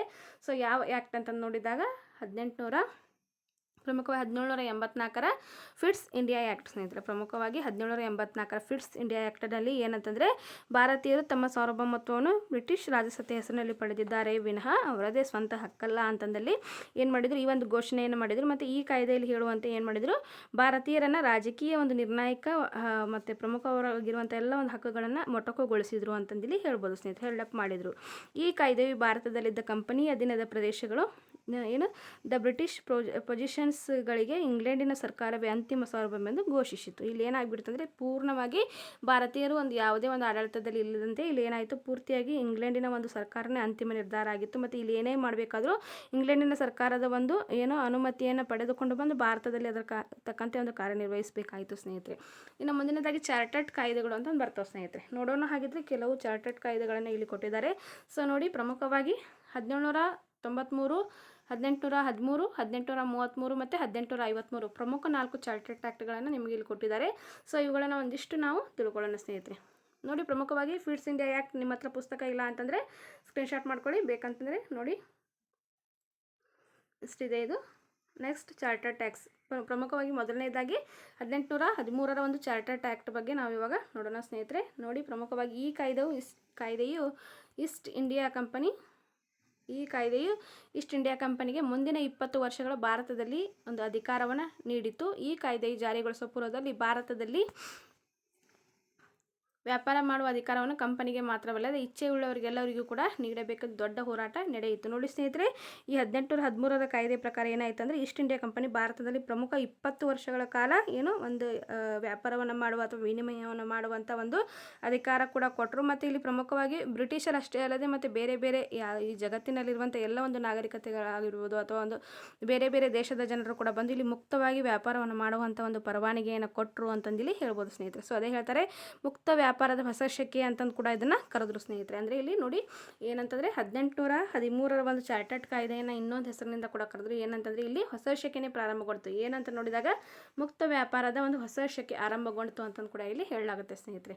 ಮತ್ತು ಪ್ರಮುಖವಾಗಿ ಅನುಮತಿ ಮತ್ತು ಪರವಾನಿಗೆ, ಇಲ್ಲಿ ನೋಡಿ ಪ್ರಮುಖವಾಗಿ ಅನುಮತಿ ಮತ್ತು ಪರವಾನಿಗೆ ಒಂದು ಹೊಸ ಕಾಲ ಅಂತಂದು ಕೂಡ ಇದನ್ನು ಕರೆದ್ರು ಸ್ನೇಹಿತರೆ. ಇನ್ನು ಮುಂದೆ ಗವರ್ನರ್ ಜನರಲ್ ಮತ್ತು ಸೇನೆಯ ಮಹಾಮುಖ್ಯಸ್ಥರು ನಿರ್ದೇಶಕ ಮಂಡಳಿಯು ನೇಮಿಸುವ ಒಂದು ಅಧಿಕಾರವನ್ನು ಹೊಂದಿತ್ತು. ಮತ್ತು ಚರ್ಚ್ಗಳಿಗೆ ಭಾರತಕ್ಕೆ ಪ್ರವೇಶಿಸುವ ಅಧಿಕೃತ ಅವಕಾಶಗಳನ್ನು ನೀಡಲಾಯಿತು. ಭಾರತೀಯರಲ್ಲಿ ಹೊಸ ಜ್ಞಾನವನ್ನು ಪರಿಸರಿಸುವ ಮತ್ತು ಅವರ ನೈತಿಕ ಹಾಗೂ ಧಾರ್ಮಿಕ ಬದುಕನ್ನು ಎತ್ತಿರುವ ಒಂದು ಜವಾಬ್ದಾರಿಯನ್ನು ಮಿಷನರಿ ಸಂಸ್ಥೆಗಳು ವಹಿಸಿಕೊಳ್ಳಬೇಕು ಎಂಬ ನಿರ್ದೇಶನವನ್ನು ನೀಡಲಾಯಿತು. ಇದರಿಂದ ಹೆಚ್ಚಿನ ಪ್ರಮಾಣದಲ್ಲಿ ಕ್ರೈಸ್ತ ಮಿಷನರಿಗಳು ಭಾರತಕ್ಕೆ ಬರತೊಡಗಿದರು. ಕ್ರೈಸ್ತ ಮತದ ಪ್ರಚಾರ ಮತ್ತು ಇಂಗ್ಲಿಷ್ ವಿದ್ಯಾಭ್ಯಾಸದ ವಿಸ್ತರಣೆ ಕೂಡ ಹೆಚ್ಚಾಯಿತು. ಇದೆಲ್ಲವೂ ಪ್ರಮುಖವಾಗಿ 1813ರ ಒಂದು ಚಾರ್ಟರ್ಡ್ ಕಾಯ್ದೆಯ ಪ್ರಕಾರ ನಡೆದಂಥ ಎಲ್ಲ ಪ್ರಮುಖ ಘಟನೆಗಳ ಸ್ನೇಹಿತರೆ. ಇವು ಬೇಕಂತಂದರೆ ನಿಮಗೆ ಸ್ಕ್ರೀನ್ಶಾಟ್ ಮಾಡ್ಕೊಳ್ಳಿ. ಇಲ್ಲಿಂದ ಇದೆ ನೋಡಿ, ಫಸ್ಟ್ ಪಾಯಿಂಟ್ ಇದೆ, second point, third point, fourth point. ಇನ್ನು ನೆಕ್ಸ್ಟ್ ಬರೋದು 1833ರ ಒಂದು ಚಾರ್ಟರ್ಡ್ ಆ್ಯಕ್ಟ್. ಇದರಿಂದ ಏನಾಯಿತು ಅಂತ ನೋಡೋಣ ಸ್ನೇಹಿತರೆ. ಈ ಒಂದು ಕಾಯ್ದೆಯ ಪ್ರಕಾರ ಬಂಗಾಳದ ಗವರ್ನರ್ ಜನರಲನ್ನು ಭಾರತದ ಗವರ್ನರ್ ಜನರಲ್ ಆಗಿ ನೇಮಕ ಮಾಡಿದರು. ನೋಡಿ, ಬಂಗಾಳದ ಗವರ್ನರ್ ಜನರಲ್ ಪ್ರಮುಖವಾಗಿ ಬಾಂಬೆ, ಮದ್ರಾಸ್ ಮತ್ತು ಬಂಗಾಳ 3 ಪ್ರದೇಶಗಳಿಗೆ ಗವರ್ನರ್ ಜನರಲ್ ಆಗಿದ್ದರು. ಸೊ ಒಂದು ಏನಂದರೆ ನೆಕ್ಸ್ಟ್ ಅಂತ 1833ರ ಒಂದು ಆ್ಯಕ್ಟ್ ಪ್ರಕಾರ ಈ ಬಂಗಾಳದ ಗವರ್ನರನ್ನು ಇಡೀ ಭಾರತದ ಗವರ್ನರ್ ಜನರಲ್ ಆಗಿ ನೇಮಕವನ್ನು ಮಾಡಿದರು ಅಂತಂದಿಲ್ಲಿ ಹೇಳ್ಬೋದು ಸ್ನೇಹಿತರೆ. ಇನ್ನು ಪ್ರಮುಖವಾಗಿ ಭಾರತದ ಎಲ್ಲ ವ್ಯಾಪಾರಿ ಸರಕುಗಳನ್ನು ನಿರ್ದೇಶಿಸುವ, ನಿಯಂತ್ರಿಸುವ ಮತ್ತು ಮೇಲ್ವಿಚಾರಣೆ ನಡೆಸುವ ಅಧಿಕಾರವನ್ನು ಯಾರಿಗೆ ಕೊಟ್ಟರು ಅಂತಂದರೆ ಗವರ್ನರ್ ಜನರಲ್ಗೆ ಕೊಟ್ಟರು ಅಂತಂದಿಲ್ಲಿ ಹೇಳ್ಬೋದು ಸ್ನೇಹಿತರೆ. ನೋಡಿ ಸ್ನೇಹಿತರೆ, ಮತ್ತು ಮುಂದಿನದಾಗಿ ದೇಶೀಯ ಸಂಸ್ಥಾನಗಳ ಜೊತೆಗೆ ಯುದ್ಧ, ಶಾಂತಿ ಮತ್ತು ರಾಜತಾಂತ್ರಿಕ ಸಂಬಂಧಗಳ ಎಲ್ಲವನ್ನು ವಿಷಯವನ್ನು ಬಂಗಾಳದ ಕೇಂದ್ರ ಸರ್ಕಾರವೇ ತೀರ್ಮಾನಿಸುವ ಹಕ್ಕನ್ನು ಹೊಂದಿತ್ತು. ಮತ್ತು ಪ್ರಮುಖವಾಗಿ ಗವರ್ನರ್ ಜನರಲ್ನ ಕಾರ್ಯಾಂಗ ಸಭೆಯಲ್ಲಿ ಉಳಿದ ಸದಸ್ಯರ ಜೊತೆ ಗವರ್ನರ್ ಜನರಲ್ಗೆ ಯಾವುದಾದರೂ ವಿಷಯದ ಮೇಲೆ ಒಮ್ಮತ ಮೂಡದಿದ್ದಾಗ ಅವನು ಬಹುಮತದ ನಿರ್ಣಯವನ್ನು ತಿರಸ್ಕರಿಸಲಿದ್ದ ಕಾರಣಗಳನ್ನು ಲಿಖಿತ ಒಂದು ರೂಪದಲ್ಲಿ ಸಲ್ಲಿಸಬೇಕಾಯಿತು. ಇಲ್ಲಿ ಕೂಡ ಪ್ರಮುಖವಾಗಿ ಇದು ಸಂವಿಧಾನಕ್ಕೆ ಸಂಬಂಧಪಟ್ಟಂತೆ, ಅಂದರೆ ಅಲ್ಲಿನ ಒಂದು ಆಡಳಿತಕ್ಕೆ ಸಂಬಂಧಪಟ್ಟಂತೆ ಪ್ರಮುಖ ಅಂಶ ಆಗಿದೆ ಸ್ನೇಹಿತರೆ. ಮತ್ತು ನೋಡಿ, ಪ್ರಮುಖವಾಗಿ ಧರ್ಮ, ಬಣ್ಣ ಮತ್ತು ಹುಟ್ಟಿನ ಆಧಾರದ ಮೇಲೆ ಯಾವುದೇ ತಾರತಮ್ಯ ಮಾಡುವಂತಿಲ್ಲ ಎನ್ನುವುದು ಈ ಕಾಯ್ದೆಯು ನಿರ್ದೇಶಿಸಿತು. ನೋಡಿ ಸ್ನೇಹಿತರೆ, ಇದು ಒಂದು ಸಾರಿ ಎಕ್ಸಾಮ್ಗೆ ಪ್ರಶ್ನೆ ಆಗಿದೆ ಸ್ನೇಹಿತರೆ. TETಗೆಲ್ಲ ಬೇರೆ ಎಕ್ಸಾಮ್ಗೆ ಪ್ರಶ್ನೆ ಆಗಿತ್ತು. ಸೊ ಈ ಸಾರಿ TETಗೂ ಕೂಡ ಪ್ರಶ್ನೆ ಆಗ್ಬೋದು. ಅಂದರೆ ಪ್ರಮುಖವಾಗಿ ಧರ್ಮ, ಬಣ್ಣ ಮತ್ತು ಹುಟ್ಟಿನ ಆಧಾರದ ಮೇಲೆ ಯಾವುದೇ ತಾರತಮ್ಯವನ್ನು ಮಾಡುವಂತಿಲ್ಲ ಎಂಬುದು ತಿಳಿಸುವ ಒಂದು ಚಾರ್ಟರ್ಡ್ ಆ್ಯಕ್ಟ್ ಯಾವುದು ಅಂತಂದು ಕೂಡ ಪ್ರಶ್ನೆ ಆಗ್ಬೋದು ಸ್ನೇಹಿತರೆ. ಸೊ ಈ ಒಂದು ಆ್ಯಕ್ಟ್ ಅಂತಂದಿಲ್ಲಿ ಹೇಳ್ಬೋದು. ಇನ್ನು ನೆಕ್ಸ್ಟ್ ಆಗಿ ಮುಂದಿನದಾಗಿ ಗವರ್ನರ್ ಜನರಲ್ನ ಕಾರ್ಯಾಂಗ ಸಭೆಗೆ ನ್ಯಾಯಾಂಗ ಪರಿಣಿತರನ್ನು ಸದಸ್ಯನನ್ನಾಗಿ ನೇಮಕವಾಗಿ ಮಾಡಿಕೊಳ್ಳಲಾಯಿತು. ಮತ್ತು ಎಲ್ಲ ಬ್ರಿಟಿಷ್ ವ್ಯಾಪಾರಿ ಕಂಪನಿಗಳಿಗೆ ಭಾರತಕ್ಕೆ ಬರಲು ಮುಕ್ತ ಪರವಾನಗಿಯನ್ನು ನೀಡಲಾಯಿತು ಸ್ನೇಹಿತರೆ. ಇದೆಲ್ಲವೂ ಪ್ರಮುಖವಾಗಿ ಏನಂತಂದರೆ ಈ ಒಂದು ಅಂಶ ಆಗಿದೆ. ಮತ್ತು 1830ರ ದಶಕದ ನಂತರದ ಒಂದು ಆಂತರಿಕ ಇಂಗ್ಲೆಂಡಿನ ವಿವಿಧ ರಾಜಕೀಯ ವಿದ್ಯಮಾನಗಳ ಮೇಲೆ ಬೆಳಕನ್ನು ಚೆಲ್ಲುತ್ತದೆ. ಇಲ್ಲಿ ನೋಡಿ ಪ್ರಮುಖವಾಗಿ ಇದು ಬ ಮತ್ತು ಅ ಅಂತಂದು ಕೊಟ್ಟಿದ್ದಾರೆ. ಇಲ್ಲಿ ನೋಡಿ ಇದು 1833ರ ಪ್ರಮುಖ ಅಂಶಗಳಾಗಿವೆ ಸ್ನೇಹಿತರೆ. ಇಲ್ಲಿ ಇನ್ನೊಂದಿಷ್ಟು ಕೊಟ್ಟಿದ್ದಾರೆ. ಸೊ ಬ್ರಿಟಿಷ್ ಸರ್ಕಾರದ ನೇರ ಆಳ್ವಿಕೆಯಲ್ಲಿ ಜಾರಿಗೊಂಡಂಥ ಕಾಯ್ದೆಗಳನ್ನು ನೋಡಿದಾಗ 1858ರಿಂದ 1947ರವರೆಗೆ ಇಲ್ಲಿ ಪ್ರಮುಖವಾಗಿ ನೋಡಿ ಈಸ್ಟ್ ಇಂಡಿಯಾ ಕಂಪನಿ, ನೋಡಿ ಇಲ್ಲಿ ಇದು ಏನಂತಂದರೆ 33ರವರೆಗೆ ಆಯಿತು. ಇಲ್ಲಿ ನೆಕ್ಸ್ಟ್ ನೋಡಿ 1858ರಿಂದ 1947ರಲ್ಲಿ ಬಂದಂಥ ಪ್ರಮುಖ ಕಾಯ್ದೆಗಳು ನೋಡಿ. ಈಸ್ಟ್ ಇಂಡಿಯಾ ಕಂಪನಿಯ ದುರಾಡಳಿತ ಹಾಗೂ ಭಾರತದ ವಿರೋಧಿ ಕಾಯ್ದೆಗಳಿಂದಾಗಿ 1857ರಲ್ಲಿ ಏನಾಯಿತು ನೋಡಿ, ಸಿಪಾಯಿ ದಂಗೆ ಕೂಡ ಸಂಭವಿಸಿತು. ಇದರಿಂದಾಗಿ ಏನಾಯಿತು, ಕಂಪನಿಯ ಆಡಳಿತವು ಬ್ರಿಟನ್ನ ರಾಣಿಗೆ ಹಸ್ತಾಂತರವಾಯಿತು. ಈ ಅವಧಿಯಲ್ಲಿ ಜಾರಿಗೆ ಬಂದಂಥ ಪ್ರಮುಖ ಕಾಯ್ದೆಗಳೆಂದರೆ 1858, 1859 ಮತ್ತು ಪ್ರಮುಖವಾಗಿ 1892, 1909, 1919 ಮತ್ತು 1935ರ ಭಾರತ ಸರ್ಕಾರ ಕಾಯ್ದೆಗೆ ಇವುಗಳ ಬಗ್ಗೆ ಒಂದಿಷ್ಟು ಮಾಹಿತಿಯನ್ನು ನಾವಿವಾಗ ತಿಳ್ಕೊಳ್ಳೋಣ. ಇಲ್ಲಿ ನೋಡಿ, ಮೊಟ್ಟ ಮೊದಲ ಬಾರಿಗೆ ಭಾರತ ಸರ್ಕಾರ ಕಾಯ್ದೆ 1858, ಇದು ಕೂಡ ಇಂಪಾರ್ಟೆಂಟ್ ಆಗುತ್ತೆ ಸ್ನೇಹಿತರೆ. ಸೊ ಏಕೆ ಅಂತಂದು ನಾನು ಇಲ್ಲಿ ಹೇಳ್ತೇನೆ ನೋಡಿ. 1857ರ ಸೈನಿಕ ಮತ್ತು ನಾಗರಿಕ ಕ್ರಾಂತಿ ಹಿನ್ನೆಲೆಯಲ್ಲಿ ಅರ್ಥೈಸಿಕೊಳ್ಳಬೇಕು ಮತ್ತು ಬ್ರಿಟಿಷ್ ಭಾರತವು ಬ್ರಿಟಿಷ್ ಸರ್ಕಾರದ ನೇರ ಆಳ್ವಿಕೆಗೆ ಒಳಪಡುವಂತಾಯಿತು. ಇದರ ಪ್ರಕಾರ ಏನಾಯಿತು, ನವೆಂಬರ್ 1, 1858ರಂದು ಬ್ರಿಟಿಷಿನ ರಾಣಿ ವಿಕ್ಟೋರಿಯಾ ಒಂದು ಘೋಷಣೆಯನ್ನು ಹೊರಡಿಸಿ ತಮ್ಮ ಒಂದು ಆಡಳಿತದ ಅವಧಿಯಲ್ಲಿ ಭಾರತದ ಎಲ್ಲ ಕ್ಷೇತ್ರವನ್ನು ಅಭಿವೃದ್ಧಿಪಡಿಸಲಾಗುವುದೆಂದು ಘೋಷಿಸಿದರು. ಈ ಪ್ರಕಾರ ಏನಾಯಿತು, ಪ್ರಮುಖ ಅಂಶಗಳೆಂದರೆ ನೋಡಿ 1858ರ ಒಂದು ಪ್ರಮುಖ ಅಂಶಗಳು ಸ್ನೇಹಿತರೆ. ಇವು ಏನಂತಂದರೆ ಈಸ್ಟ್ ಇಂಡಿಯಾ ಕಂಪನಿಯ ಮಾನ್ಯತೆಯನ್ನು ರದ್ದುಗೊಳಿಸಿ ಭಾರತವನ್ನು ರಾಣಿಯವರ ಆಡಳಿತಕ್ಕೆ ವರ್ಗಾಯಿಸಲಾಯಿತು. ನೋಡಿ ಇಲ್ಲಿ ಪ್ರಮುಖವಾಗಿ ಬ್ರಿಟಿಷ್ ಈಸ್ಟ್ ಇಂಡಿಯಾ ಕಂಪನಿ ಆಡಳಿತ ಯಾವಾಗ ಪೂರ್ಣವಾಯಿತು ಅಂತಂದು ನೋಡಿದಾಗ 1858ರ ಭಾರತ ಒಂದು ಕಾಯ್ದೆಯ ಪ್ರಕಾರ ಅಂತಂದಿಲ್ಲಿ ಹೇಳ್ಬೋದು ಸ್ನೇಹಿತರೆ.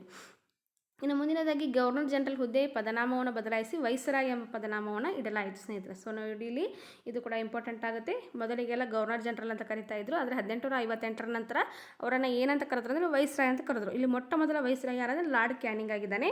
ಮತ್ತು ಕೊನೆಯ ಗವರ್ನರ್ ಜನರಲ್ ಯಾರು ಅಂತಂದು ಕೂಡ ಪ್ರಶ್ನೆ ಆಗ್ಬೋದು ಸ್ನೇಹಿತರೆ. ಏನು ನೋಡಿ ಏನು ಪ್ರಮುಖವಾಗಿ ಭಾರತದ ಕೊನೆಯ ಗವರ್ನರ್ ಜನರಲ್ ಯಾರು ಅಂತಂದು ನೋಡಿದಾಗ ಕೂಡ ಲಾರ್ಡ್ ಕ್ಯಾನಿಂಗ್ ಆಗಿದ್ದಾನೆ. ಮತ್ತು ಮೊಟ್ಟ ಮೊದಲ ವೈಸ್ರಾಯ್ ಯಾರು ಅಂತಂದ್ರೆ ಕೂಡ ಇಲ್ಲಿ ಲಾರ್ಡ್ ಕ್ಯಾನಿಂಗ್ ಅಂತಂದು ಹೇಳ್ಬೋದು ಸ್ನೇಹಿತರೆ. ಸೊ ಇದು ಎಲ್ಲ ಯಾವಾಗ ಆಯಿತು ಅಂತಂದರೆ 1858ರ ಕಾಯ್ದೆಯ ಪ್ರಕಾರ ಗವರ್ನರ್ ಜನರಲ್ ಇದ್ದಂಥ ಒಂದು ಹುದ್ದೆಯನ್ನು ಒಂದು ಪದನಾಮ ಆ ಒಂದು ಹುದ್ದೆಗಿದ್ದಂಥ ಒಂದು ಹೆಸರು ಅದನ್ನು ಬದಲಾವಣೆ ಮಾಡಿದರು, ಇಲ್ಲಿ ಮರುನಾಮಕರಣವನ್ನು ಮಾಡಿದರು. ಸೊ ಅದಕ್ಕೆ ಏನಂತ ಕರೆದ್ರೆ ವೈಸ್ರಾಯ್ ಅಂತ ಕರೆದ್ರು ಅಂತಂದಿಲ್ಲಿ ಹೇಳ್ಬೋದು. ಇನ್ನು ಮುಂದಿನದಾಗಿ secretary of state for India ಸ್ಥಾನವನ್ನು ಬ್ರಿಟಿಷ್ ಸರ್ಕಾರ ಸೃಷ್ಟಿಸಿತ್ತು. ಬ್ರಿಟಿಷರ ಮಂತ್ರಿಮಂಡಲದ ಸದಸ್ಯರಾಗಿದ್ದ ಇವರು ಭಾರತದ ಆಡಳಿತವನ್ನು ನೋಡಿಕೊಳ್ಳುವ ಜವಾಬ್ದಾರಿಯನ್ನು ಹೊಂದಿದ್ದರು. ನೋಡಿ secretary of state for India ಎಂಬಂಥ ಒಂದು ಸ್ಥಾನ ಅಂದರೆ ಒಂದು ಪೋಸ್ಟನ್ನು ಇವರು ಏನು ಮಾಡಿದರು ಹೊಸದಾಗಿ ನಿರ್ಮಾಣ ಮಾಡಿದರು ಸ್ನೇಹಿತರೆ. ಇವರ ಒಂದು ಕೆಲಸ ಏನಾಗಿತ್ತು ಅಂದರೆ ಬ್ರಿಟಿಷರ ಮಂತ್ರಿಮಂಡಲ ಸದಸ್ಯರಾಗಿದ್ದರು ಇವರು, ಮತ್ತು ಇವರು ಭಾರತದ ಆಡಳಿತವನ್ನು ನೋಡಿಕೊಳ್ಳುವ ಒಂದು ಜವಾಬ್ದಾರಿಯನ್ನು ಹೊಂದಿದ್ರು ಅಂತಂದಿಲ್ಲಿ ಹೇಳ್ಬೋದು. ಇನ್ನು ಮುಂದಿನದಾಗಿ ಇವರಿಗೆ ಸಹಾಯ ಮಾಡಲು 15 ಸದಸ್ಯರನ್ನು ಒಳಗೊಂಡ ಭಾರತದ ಮಂಡಳಿ ಕೌನ್ಸಿಲ್ ಆಫ್ ಇಂಡಿಯಾ ಅಸ್ತಿತ್ವಕ್ಕೆ ಬಂತು ಅಂತಂದು ಕೂಡ ಇಲ್ಲಿ ಹೇಳಲಾಗಿದೆ ಸ್ನೇಹಿತರೆ. ಇನ್ನು ಮುಂದಿನದಾಗಿ 1861ರ ಭಾರತೀಯ ಪರಿಷತ್ ಆ್ಯಕ್ಟ್. ಇದು ನೋಡಿ ಪ್ರಮುಖವಾಗಿ 1861 ಒಂದು ಭಾರತೀಯ ಪರಿಷತ್ ಆ್ಯಕ್ಟ್ನಲ್ಲಿ ಏನಿದೆ ಅಂತ ನೋಡೋಣ. ಈ ಒಂದು ಆ್ಯಕ್ಟ್ ಏನಂದರೆ 1857ರ ಒಂದು ಘಟನೆಯ ನಂತರ ಜಾರಿಗೊಂಡ ಪ್ರಮುಖ ಕಾಯ್ದೆಯಾಗಿದೆ. ಈ ಕಾಯ್ದೆಯ ಮೂಲಕ ಭಾರತೀಯರಿಗೆ ಶಾಸನ ರೂಪಿಸುವ ಪ್ರಕ್ರಿಯೆಯಲ್ಲಿ ಸ್ಥಾನವನ್ನು ಕಲ್ಪಿಸಲಾಯಿತು. ಭಾರತೀಯರು ಬ್ರಿಟಿಷರ ಬಗೆಗೆ ತಿಳಿದಿರುವಂತಹ ಅಭಿಪ್ರಾಯಗಳನ್ನು ತಿಳಿಯಲು ಭಾರತೀಯರಿಗೆ ಪ್ರಾತಿನಿಧ್ಯವನ್ನು ನೀಡಲಾಯಿತು. ಇದನ್ನು ಇಂಗ್ಲೀಷಿನಲ್ಲಿ ಪಾಲಿಸಿ ಆಫ್ ಅಸೋಸಿಯೇಷನ್ ಎಂದು ಕೂಡ ಕರೆಯಲಾಗುತ್ತದೆ. ಇಲ್ಲಿ ನೋಡಿ ಪ್ರಮುಖವಾಗಿ ಈ ಕಾಯ್ದೆಯ ಪ್ರಮುಖ ಅಂಶಗಳನ್ನು ನೋಡಿದಾಗ ವೈಸರಾಯ್ ಕೌನ್ಸಿಲ್ಗೆ ಭಾರತೀಯರನ್ನು ಅಧಿಕಾರೇತರ ಸದಸ್ಯರಾಗಿ ನಾಮಕರಣ ಮಾಡಲಾಯಿತು. ತುರ್ತು ಸಂದರ್ಭದಲ್ಲಿ ಸುಗ್ರೀವಾಜ್ಞೆಯನ್ನು ಹೊರಡಿಸಲು ಅಧಿಕಾರವನ್ನು ಗವರ್ನರ್ ಜನರಲ್ಗೆ ನೀಡಲಾಯಿತು. ಇದೆಲ್ಲವೂ ಪ್ರಮುಖವಾಗಿ 1861ರ ಭಾರತದ ಪರಿಷತ್ ಕಾಯ್ದೆಯ ಪ್ರಕಾರ ಇವೆಲ್ಲ ಒಂದು ಅಂಶಗಳು ನಡೆದವು ಸ್ನೇಹಿತರೆ. ಇನ್ನು ಮುಂದಿನದಾಗಿ 1892ರ ಭಾರತೀಯ ಪರಿಷತ್ ಕಾಯ್ದೆ. ಇದು ನೋಡಿ ಏನಂತ ನೋಡೋಣ. 1861ರ ಕಾಯ್ದೆ ಮುಂದುವರಿದ ಕಾಯ್ದೆಯಾಗಿದೆ. 1892ರಲ್ಲಿ ಕಾಯ್ದೆ ಬ್ರಿಟಿಷ್ ಭಾರತೀಯರಾಗಿದ್ದ ಪ್ರಮುಖವಾಗಿ ಶಾಸನ ಸಭೆಗಳ ಪ್ರಾತಿನಿಧ್ಯವನ್ನು ಮತ್ತಷ್ಟು ವಿಸ್ತರಿಸಿತು. ಕಾಂಗ್ರೆಸ್ ಸಂಘಟನೆಯ ಒಂದು ಏನಂತಂದರೆ ಬ್ರಿಟಿಷರ ಆಡಳಿತದ ಬಗ್ಗೆ ತಿಳಿದ ಒಂದು ವಿಮರ್ಶಾತ್ಮಕ ನಿಲುವಿನ ಹಿನ್ನೆಲೆಯಲ್ಲಿ ಭಾರತೀಯರ ಪ್ರಾತಿನಿಧ್ಯವನ್ನು ಹೆಚ್ಚಿಸಲಾಯಿತು. ಯಾವುದೋ ಒಂದು ಇದು ಆ್ಯಕ್ಟ್ ಮೂಲಕ ಅಂತ ನೋಡಿದಾಗ 1892ರ ಭಾರತೀಯ ಪರಿಷತ್ ಆ್ಯಕ್ಟ್ ಮೂಲಕ ಇಲ್ಲಿ ಒಂದು ಭಾರತೀಯರ ಪ್ರಾತಿನಿಧ್ಯ ಹೆಚ್ಚಿಗೆ ಆಯಿತು ಅಂತಂದಿಲ್ಲಿ ಹೇಳ್ಬೋದು ಸ್ನೇಹಿತರೆ. ಇನ್ನು ಮುಂದಿನದಾಗಿ ಈ ಕಾಯ್ದೆಯ ಅಂಶಗಳು ನೋಡಿ ಇಲ್ಲಿ ಪ್ರಮುಖವಾಗಿ ಇದೆಲ್ಲವೂ ಸೇಮ್ ಇದೆ. ಸೊ ಇಲ್ಲಿ 1892ರ ಒಂದು ಕಾಯ್ದೆಯ ಪ್ರಮುಖ ಅಂಶಗಳನ್ನು ನೋಡಿದಾಗ ಕೇಂದ್ರ ಹಾಗೂ ಪ್ರಾಂತೀಯ ಶಾಸನ ಸಭೆಗಳಲ್ಲಿ ಹೆಚ್ಚುವರಿ ಸದಸ್ಯರ ಸಂಖ್ಯೆಯನ್ನು ಅಧಿಕಗೊಳಿಸಲಾಯಿತು. ಮತ್ತು ಶಾಸನ ಸಭೆಯ ಲೆಜಿಸ್ಲೇಟಿವ್ ಕೌನ್ಸಿಲ್ ಅಧಿಕಾರವನ್ನು ಹೆಚ್ಚಿಸಿ ಅವುಗಳಲ್ಲಿ ಬಜೆಟ್ ಬಗ್ಗೆ ಚರ್ಚಿಸುವ ಒಂದು ಅಧಿಕಾರವನ್ನು ನೀಡಲಾಯಿತು. 6 ದಿನಗಳ ಮುಂಚೆ ಮುನ್ಸೂಚನೆ ನೀಡಿ ಸಾರ್ವಜನಿಕ ಆಸಕ್ತಿಯ ವಿಷಯಗಳ ಬಗ್ಗೆ ಸರ್ಕಾರವನ್ನು ಪ್ರಶ್ನಿಸುವ ಹಕ್ಕನ್ನು ಕೂಡ ಇಲ್ಲಿ ಪ್ರಮುಖವಾಗಿ ನೀಡಲಾಯಿತು. ಇದೆಲ್ಲವೂ ಯಾವ ಒಂದಂತ ನೋಡಿದಾಗ 1892ರ ಭಾರತೀಯ ಪರಿಷತ್ ಕಾಯ್ದೆಯಲ್ಲಿ ಪ್ರಮುಖವಾಗಿ ನಡೆದು ಸ್ನೇಹಿತರೆ. ಇದು ಬೇಕಂತಂದರೆ ನಿಮಗೆ ತೆಗೆದುಕೊಳ್ಳಿ ನೀವು ನೋಡಿ. ನೆಕ್ಸ್ಟ್ ಬರೋದು 1909ರ ಒಂದು ಭಾರತೀಯ ಪರಿಷತ್ ಕಾಯ್ದೆ. ನೋಡಿ ಪ್ರಮುಖವಾಗಿ ಇದನ್ನು ನಾವು ಏನಂತ ಕರಿತೀವಿ ಅಂದರೆ ಮಿಂಟೋ ಮಾರ್ಲೆ ಸುಧಾರಣೆ ಅಂತ ಕೂಡ ಕರೆಯಲಾಗುತ್ತೆ ಸ್ನೇಹಿತರೆ. ಯಾಕೆ ಈ ಕರೀತಾರೆ ಅಂತಂದರೆ ಇಲ್ಲಿ ಪ್ರಮುಖವಾಗಿ ನೋಡಿ ಯಾರು ವೈಸ್ರಾಯ್ ಅವರು ಮಿಂಟೋ ಅವರಿದ್ದರು, ಲಾರ್ಡ್ ಮಿಂಟೋ ಅವರಿದ್ದರು. ಸೊ ಅದಕ್ಕೆ ಈ ಒಂದು ಕಾಯ್ದೆಯನ್ನು ಏನಂತ ಕರೀತಾರೆ ಮಿಂಟೋ ಮಾರ್ಲೆ ಸುಧಾರಣೆ ಅಂತ ಕೂಡ ಕರೀತಾರೆ ಸ್ನೇಹಿತರೆ. ಮಿಂಟೋ ಮಾರ್ಲೆ ಸುಧಾರಣೆ ಯಾವಾಗ ಜಾರಿಗೆ ಬಂತು ಅಂತ ಒಂದ್ಸರಿ TETಯಲ್ಲಿ ಪ್ರಶ್ನೆ ಆಗಿತ್ತು. ಸೊ ಯಾವಾಗಾದರೆ 1909ರಲ್ಲಿ ಬಂತು ಸ್ನೇಹಿತರೆ. ಇದಕ್ಕೆ ಭಾರತೀಯ ಪರಿಷತ್ ಕಾಯ್ದೆ ಅಂತಂದು ಕೂಡ ಕರೀತಾರೆ. ಮತ್ತು ಏನಂತಂದರೆ ಮಿಂಟೋ ಮಾರ್ಲೆ ಸುಧಾರಣೆ ಅಂತಂದು ಕೂಡ ಕರೀತಾರೆ ಸ್ನೇಹಿತರೆ. ಏಕೆಂದರೆ ಅಲ್ಲಿ ಲಾರ್ಡ್ ಮಿಂಟೋ ಅವರು ಭಾರತದ ವೈಸರಾಗಿದ್ದರು ಮತ್ತು ಲಾರ್ಡ್ ಮಾರ್ಲೆ ಅವರು ಭಾರತದ ಸೆಕ್ರೆಟರಿ ಆಫ್ ಸ್ಟೇಟ್ ಆಗಿ ಕಾರ್ಯವನ್ನು ನಿರ್ವಹಿಸ್ತಾ ಇದ್ದರು. ಅದಕ್ಕೆ ಇದನ್ನು ಮಿಂಟೋ ಮಾರ್ಲೆ ಅಥವಾ ಮಾರ್ಲೆ ಮಿಂಟೋ ಅಂತ ಕೂಡ ಇದನ್ನು ಕರೀತಾರೆ ಸ್ನೇಹಿತರೆ. ಸೊ ನೋಡಿ ಇಲ್ಲಿ ಪ್ರಮುಖವಾಗಿ ಈ ಕಾಯ್ದೆಯ ಪ್ರಮುಖ ಅಂಶಗಳನ್ನು ನೋಡಿದಾಗ ಕೇಂದ್ರ ಶಾಸನ ಸಭೆಯ ಸದಸ್ಯರ ಸಂಖ್ಯೆಯನ್ನು 16ರಿಂದ 60ಕ್ಕೆ ಹೆಚ್ಚಿಸಲಾಯಿತು. ಪ್ರಾಂತ್ಯಗಳಲ್ಲಿ ಶಾಸನ ಸಭೆಗಳ ಸದಸ್ಯರ ಸ್ಥಾನವನ್ನು ಹೆಚ್ಚಿಸಲಾಯಿತು. ಮೊದಲ ಬಾರಿಗೆ ಚುನಾವಣೆ ಮೂಲಕ ಶಾಸನ ಸಭೆಗೆ ಆಯ್ಕೆಯಾಗಲು ಅವಕಾಶವನ್ನು ನೀಡಲಾಯಿತು. ಮುಸ್ಲಿಮರಿಗೆ ಪ್ರತ್ಯೇಕ ರಾಜಕೀಯ ಪ್ರಾತಿನಿಧ್ಯ ನೀಡುವ ಒಂದು ಪ್ರತ್ಯೇಕ ಚುನಾವಣಾ ಮತಗಟ್ಟೆ. ಇಲ್ಲಿ ನೋಡಿ ಸ್ನೇಹಿತರೆ, ಇದು ಕೂಡ ಇಂಪಾರ್ಟೆಂಟ್ ಆದಂಥ ಒಂದು ಪಾಯಿಂಟ್ ಆಗಿದೆ. ಮೊಟ್ಟ ಮೊದಲ ಬಾರಿಗೆ ಮುಸ್ಲಿಮರಿಗೆ ಒಂದು ಮತದಾನದ ಏನಂದರೆ ಪ್ರಮುಖ ಪ್ರತ್ಯೇಕ ಚುನಾವಣಾ ಮತಗಟ್ಟೆಯನ್ನು ಯಾವ ಒಂದು ಕಾಯ್ದೆಯ ಮೂಲಕ ಜಾರಿ ಮಾಡಿದ್ರು ಅಂತ ಒಂದು ಸಾರಿ ಎಕ್ಸಾಮ್ನಲ್ಲಿ ಪ್ರಶ್ನೆ ಆಗಿತ್ತು ಸ್ನೇಹಿತರೆ. ಸೊ ಇಲ್ಲಿ ಪ್ರಮುಖವಾಗಿ 1909ರ ಮಿಂಟೋ ಮಾರ್ಲೆ ಅಥವಾ ಮಾರ್ಲೆ ಮಿಂಟೋ ಕಾಯ್ದೆಯ ಪ್ರಕಾರ ಅಂತಂದಿಲ್ಲಿ ಹೇಳ್ಬೋದು ಸ್ನೇಹಿತರೆ. ಇನ್ನು ಮುಂದಿನದಾಗಿ 1919ರ ಭಾರತೀಯ ಪರಿಷತ್ ಕಾಯ್ದೆ. ನೋಡಿ ಪ್ರಮುಖವಾಗಿ ಇದನ್ನು ಚೆಮ್ಸ್ಫರ್ಡ್ ಸುಧಾರಣೆ ಮೆಂಟೋಸ್ ಚೆಮ್ಸ್ಫರ್ಡ್ ಸುಧಾರಣೆ ಅಂತ ಕೂಡ ಕರೀತಾರೆ ಸ್ನೇಹಿತರು. ನೋಡಿ ಪ್ರಮುಖವಾಗಿ ಮಂಟೆಗೋ ಚೆಮ್ಸ್ಫರ್ಡ್ ಸುಧಾರಣೆ ಅಥವಾ 1919ರ ಭಾರತ ಪರಿಷತ್ ಕಾಯ್ದೆ. ಇನ್ನು ಪ್ರಮುಖವಾಗಿ ಮಂಟೆಗೋ ಚೆಮ್ಸ್ಫರ್ಡ್ ಸುಧಾರಣೆ ಕಾಯ್ದೆ ಯಾವಾಗ ಜಾರಿಗೆ ಬಂತು ಅಂತ ಕೂಡ ಪ್ರಶ್ನೆ ಆಗ್ಬೋದು ಸ್ನೇಹಿತರೆ. 1919 ಅಂತಂದು ಇಲ್ಲಿ ಹೇಳ್ಬೋದು. ಮತ್ತು ಇಲ್ಲಿ ಪ್ರಮುಖವಾಗಿ ಮೊದಲನೇ ಮಹಾಯುದ್ಧ 1914ರಿಂದ 1918ರ ಸಂದರ್ಭದಲ್ಲಿ ಭಾರತೀಯರನ್ನ ಯುದ್ಧದಲ್ಲಿ ಬ್ರಿಟಿಷರ ಪರವಾಗಿ ಭಾಗವಹಿಸಲು ಪ್ರೇರೇಪಿಸಿದ ಹಿನ್ನೆಲೆಯಲ್ಲಿ ಈ ಕಾಯ್ದೆಯನ್ನು ಜಾರಿಗೆ ತರಲಾಯಿತು. ಸೆಕ್ರೆಟರಿ ಆಫ್ ಸ್ಟೇಟ್ ಆಗಿದ್ದ ಮಂಟೆಗೋ ಅವರು ಬ್ರಿಟನ್ನಿನ ಸಂಸತ್ತಿನಲ್ಲಿ 20/8/1917ರಲ್ಲಿ ರಂದು ಮಾಡಿದಂತಹ ಘೋಷಣೆಯ ಹಿನ್ನೆಲೆಯಲ್ಲಿ ಈ ಕಾಯ್ದೆ ರೂಪುಗೊಂಡಿತು. ಮಂಟೆಗೋ ಅವರು ಭಾರತೀಯರಿಗೆ ಹಂತ ಹಂತವಾಗಿ ಜವಾಬ್ದಾರಿ ಸರ್ಕಾರವನ್ನು ನೀಡುವುದು ಬ್ರಿಟಿಷ್ ಸರ್ಕಾರದ ಗುರಿ ಎಂದು ಘೋಷಿಸಿದರು. ನೋಡಿ, ಪ್ರಮುಖವಾಗಿ ಭಾರತೀಯರಿಗೆ ಏನಂದ್ರೆ ಪ್ರಮುಖವಾಗಿ ನೋಡಿ 1919 ಭಾರತ ಸರ್ಕಾರ ಕಾಯ್ದೆ ಆಗಿರ್ಬೋದು ಅಥವಾ ಏನಂತಾರೆ ಇದಕ್ಕೆ ಮಂಟೆಗೋ ಚೆಮ್ಸ್ಫರ್ಡ್ ಸುಧಾರಣೆ ಮೂಲಕ ಭಾರತೀಯರಿಗೆ ಹಂತ ಹಂತವಾಗಿ ಜವಾಬ್ದಾರಿ ಸರ್ಕಾರವನ್ನು ನೀಡೋದು ಬ್ರಿಟಿಷರ ಗುರಿ ಎಂದು ಘೋಷಿಸಿದವರು ಯಾರು ಅಂತ ಕೂಡ ಪ್ರಶ್ನೆ ಆಗ್ಬೋದು ಸ್ನೇಹಿತರೆ. ಮಂಟೆಗೋ ಅವರು ಅಂತಂದು ಇಲ್ಲಿ ಹೇಳ್ಬೋದು. ಮಂಟೆಗೋ ಚೆಮ್ಸ್ಫರ್ಡ್ ಅವರು ಗುರುತೇನು ಘೋಷಣೆಯನ್ನು ಮಾಡಿದರು ಅಂತಂದು ಕೂಡ ಇಲ್ಲಿ ಹೇಳ್ಬೋದು ಸ್ನೇಹಿತರೆ. ಇನ್ನು ಪ್ರಮುಖವಾಗಿ ಭಾರತದ ವೈಸರಾಗಿದ್ದ ಚೆಮ್ಸ್ಫರ್ಡ್ ಅವರು ರಾಜಕೀಯ ಸುಧಾರಣೆಗೆ ಧ್ವನಿಗೂಡಿಸಿದ ಪರಿಣಾಮವಾಗಿ 1919ರಲ್ಲಿ ಭಾರತೀಯ ಪರಿಷತ್ ಕಾಯ್ದೆ ಜಾರಿಗೆ ಬಂತು. ನೋಡಿ, ಇಲ್ಲಿ ಪ್ರಮುಖವಾಗಿ ಈ ಒಂದು ಕಾಯ್ದೆಯ ಪ್ರಮುಖ ಅಂಶಗಳನ್ನು ನೋಡಿದಾಗ ಕೇಂದ್ರದಲ್ಲಿ ದ್ವಿಸದನ ಶಾಸಕಾಂಗ ಕಮರ್ಷಿಯಲ್ ರಚನೆಗೆ ಏನಂತಂದರೆ ಅವಕಾಶವನ್ನು ನೀಡಲಾಯಿತು. ಅವುಗಳೆಂದರೆ ಶಾಸಕಾಂಗ ಸಭೆ ಕೆಳಮನೆ, ರಾಜ್ಯಗಳ ಪರಿಷತ್ತು ಮೇಲ್ಮನೆ. ಈ ರೀತಿಯಾಗಿ ಏನು ಮಾಡಿದ್ರು, ದ್ವಿಸದನವನ್ನು ರಚನೆ ಮಾಡಿದರು.